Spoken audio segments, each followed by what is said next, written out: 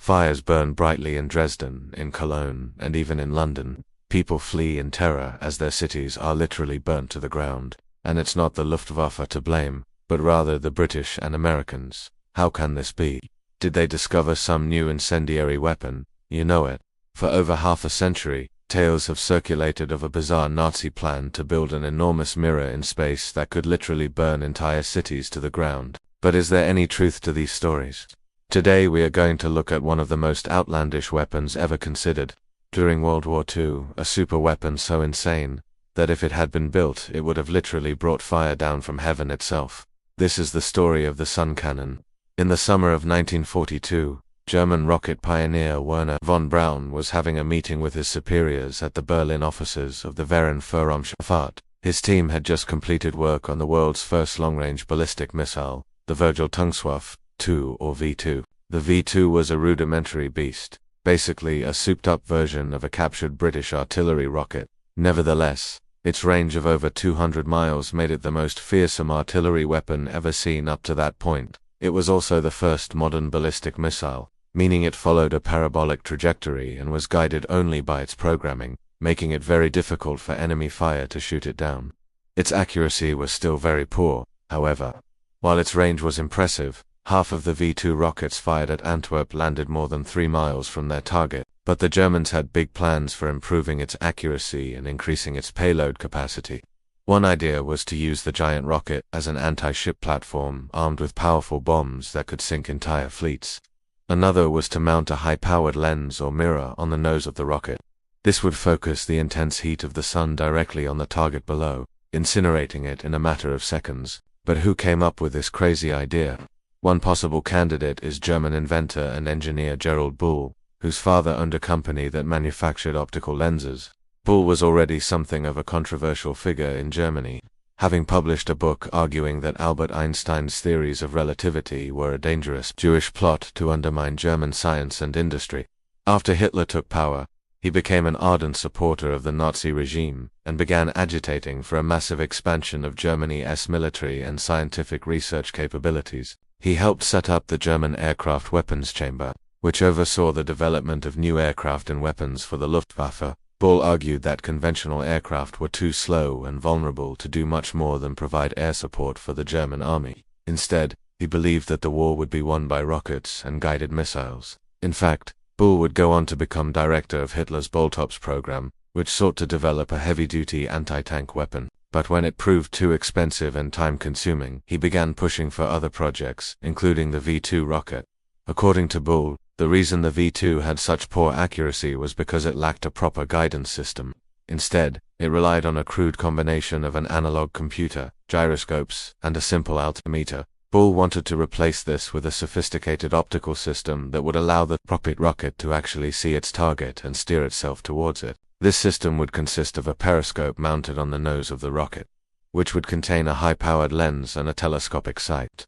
As the rocket approached its target, a spotlight would illuminate the area below, and a camera would take pictures of the target, which would then be magnified and displayed on a screen inside the control room. An operator could then adjust the rocket's trajectory in real time to ensure a direct hit. But Bull wasn't content with simply hitting a target. He wanted to completely destroy it. By focusing the rays of the sun onto a small area, he realized that the heat from the resulting fireball could ignite anything flammable below, turning the V2 into a sort of fiery death ray. Other engineers also began advocating for the construction of a gigantic orbital mirror that could be used to attack targets anywhere on Earth. The most famous proponent of this idea was Hubertus Strokage, a Luftwaffe major and veteran of the Spanish Civil War. Like Bull, he had become convinced that traditional warfare was obsolete. In his mind, the war would be decided by whoever could successfully develop rocket-powered aircraft. In 1937, he helped establish the Luftwaffe's Jet Propulsion Center, where he worked alongside some of Germany's leading scientists and engineers. Including Werner von Braun, Strout urged his colleagues to think bigger. Why settle for simple rockets when you could literally burn entire cities to the ground from orbit? He drafted numerous technical specifications for a giant space mirror and presented them to his superiors, who promptly ignored him. Discouraged but not defeated, he wrote a sensationalist pamphlet about the space mirror and smuggled it to prominent Nazi leaders, including Hermann Göring and Joseph Goebbels. Naturally, they loved the idea. A burning space mirror would make the Germans seem invincible, plus it would be a perfect propaganda tool for demonizing the British and Americans. Soon Struck was summoned to Goebbels' office, where he was given the task of developing a full-scale proposal. Goebbels, along with SS leader Heinrich Himmler, personally lobbied Hitler to approve the project. The Führer was intrigued, but ultimately refused to give the green light.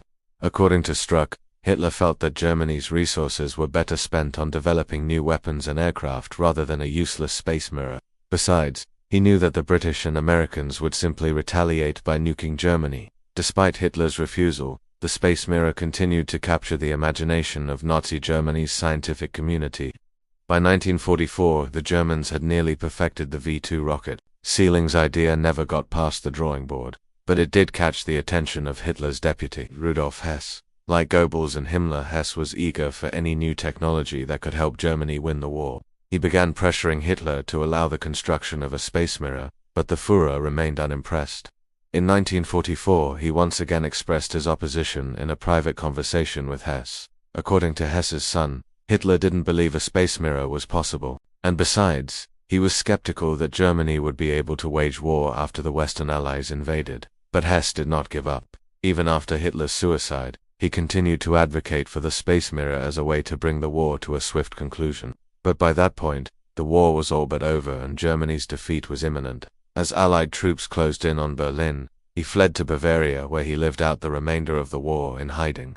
After Germany's surrender, Seeling and his family moved to Austria, where he died in obscurity in 1976. Strangely enough, he was not the only one to advocate for the space mirror. The Americans considered the idea as well. In fact, American scientists were even further ahead than the Germans. In 1946, a group of scientists led by physicist Edward Teller and chemist Edward C. Stone proposed a similar weapon called Project Sunshine. It consisted of a concave mirror mounted on a B-29 bomber that could focus the sun's rays onto a target below. The weapon would have been useless during the war, but it could certainly have come in handy during the Cold War. The fact that both sides considered developing a space mirror shows just how dire the situation had become. By 1945, both sides had unleashed unprecedented levels of death and destruction on each other. Cities were being reduced to rubble and entire populations were being wiped out. When people looked up into the sky, they saw nothing but more war. If things continued on this trajectory, the human race itself might be wiped out. So it's not surprising that both sides began considering proposals that seemed more and more but thankfully, neither side went quite as far as building a literal doomsday device. The Americans would go on to develop the hydrogen bomb, but that's a story for another time. Thank you so much for watching, and please subscribe for more videos of historical tales from the front lines of World War II.